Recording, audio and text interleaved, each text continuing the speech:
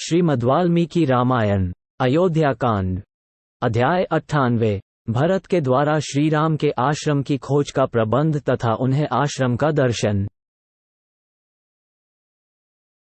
इस प्रकार सेना को ठहराकर जंगम प्राणियों में श्रेष्ठ एवं प्रभावशाली भरत ने गुरुसेवा परायण एवं पिता आज्ञापालक श्री रामचंद्र जी के पास जाने का विचार किया। जब सारी सेना विनीत भाव से यथास्थान ठहर गई, तब भरत ने अपने भाई शत्रुघ्न से इस प्रकार कहा, सौम्य, बहुत से मनुष्यों के साथ इन निषादों को भी साथ लेकर तुम्हें शीघ्र ही इस वन में चारों ओर श्री रामचंद्र जी की खोज करनी चाहिए। निषादराज गो स्वयं भी धनुष बाण और तलवार धारण करने वाले अपने सहस्रों बंधु बांधवों से घिरे हुए जाय और इस वन में ककुस्थवंशी श्रीराम और लक्ष्मण का अन्वेषण करें। मैं स्वयं भी मंत्रियों, पुरवासियों, गुरुजनों तथा ब्राह्मणों के साथ उन सब से घिरा रहकर पैदल ही सारे वन में विचरण करूंगा। जब तक श्री राम, महाबली लक्ष्मण अथवा महाभागा विदेहराज कुमारी सीता को न देख लूंगा, तब तक मुझे शांति नहीं मिलेगी। जब तक अपने पूज्य भ्राता श्री राम के कमल दल के सदृश विशाल नेत्रों वाले सुंदर मुखचंद्र का दर्शन न कर लूंगा, तब तक मेरे मन को शांति नहीं प्राप्त होगी। निश्चय ही सुमित्रा कुमार लक्ष्मण कृतार्थ हो गए, जो श्री रामचंद्र जी के उस कमल सदृश नेत्र वाले महातेजस्वी मुख का निरंतर दर्शन करते हैं, जो चंद्रमा के समान निर्मल एवं आह्लाद प्रदान करने वाला है।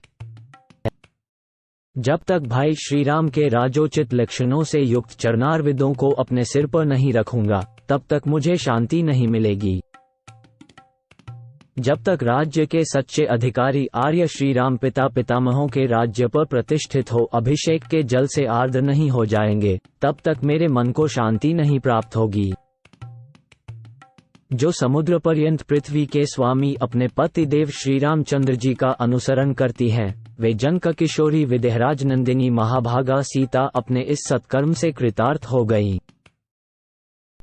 जैसे नंदनवन में कुबेर निवास करते हैं, उसी प्रकार जिसके वन में ककुत्स्थ कुलभूषण श्री रामचंद्र जी विराज रहे हैं, वह चित्रकूट परम मंगलकारी तथा गिरिराज हिमालय एवं वेंकटाचल के समान श्रेष्ठ पर्वत है।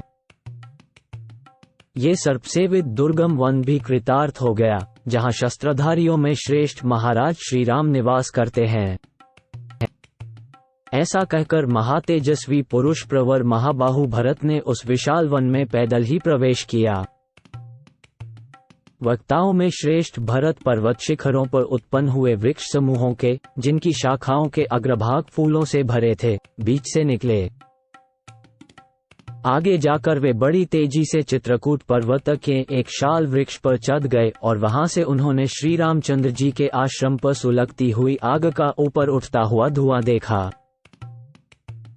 उस धूम को देखकर श्री मां भरत को अपने भाई शत्रुघ्न सहित बड़ी प्रसन्नता हुई और यही श्री राम है, ये जानकर उन्हें अथाह जल से पार हो जाने के समान संतोष प्राप्त हुआ। इस प्रकार चित्रकूट पर्वत पर पुण्यात्मा महर्षियों से युक्त श्री रामचंद्र जी का आश्रम देखकर महात्मा भरत ने ढूंढने के लिए आई हुई सेना को पुनः पूर्व स्थान पर ठहरा दिया और वे स्वयं गुह के साथ शीघ्रतापूर्वक आश्रम की ओर चल दिए।